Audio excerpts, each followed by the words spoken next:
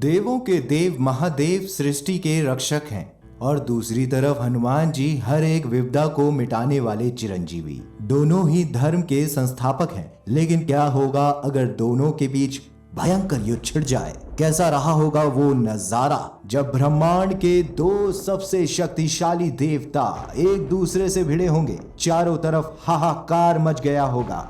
लेकिन असल में क्या कारण रहा होगा इस युद्ध का? ऐसी क्या परिस्थिति रही होगी कि युद्ध करने की नौबत आ गई? त्रेता युग में राम और रावण युद्ध के बाद जब प्रभु श्री राम अयोध्या लौट आए तो उन्होंने अश्वमेघ यज्ञ का आयोजन करवाया। यज्ञ करने के बाद अश्व यानी घोड़े को स्वतंत्र घूमने के लिए छोड़ दिया गया, जिसके पीछे यज्ञकर्ता राजा की सेना भी गई। जब यह अश्व दिग्विजय यात्रा पर जाता था तो स्थानीय लोग इसके दोबारा आने की प्रतीक्षा करते थे। इससे पता चलता था कि ये अश्व कितना महत्वता रखता है। ऐसा ही यज्ञ का घोड़ा घूमते घूमते देवपुर पहुंचा तो शिव भक्त राजा वीरमणि के पुत्र रुक्मांगद ने श्री राम के घोड़े को रोककर उसे बंदी बना लिया। अब देवपुर और अयोध्या की सेना में युद्ध तो होना ही था। वीरमणि ने सुना कि श्री राम के छोटे भाई शत्रुघ्न की सेना युद्ध के लिए बढ़ती चली आ रही है। तब उन्होंने अपनी पूरी सेना तैयार करने के लिए अपने प्रबल पराक्रमी सेनापति को आदेश दिया।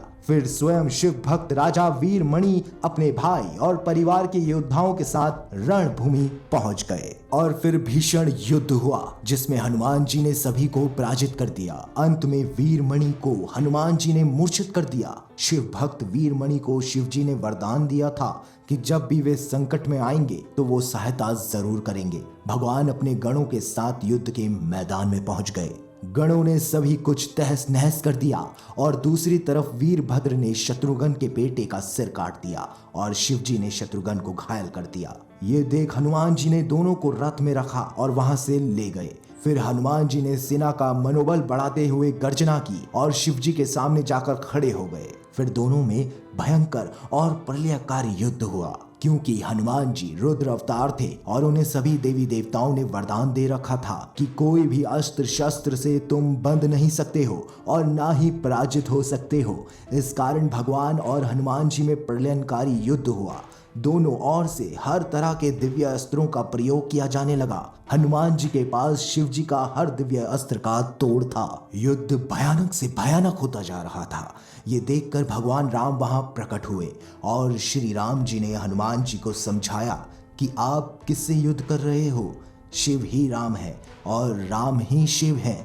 यह सुनकर हनुमान जी को शिव में ही राम का रूप नजर आने लगा। यह देखकर वे अपना युद्ध रोककर भगवान शिव और राम के आगे हाथ जोड़कर खड़े हो गए। हनुमान जी के पराक्रम को देखकर भगवान शिव बहुत ही प्रसन्न हुए और हनुमान जी को मनचाहा वर मांगने को कहा।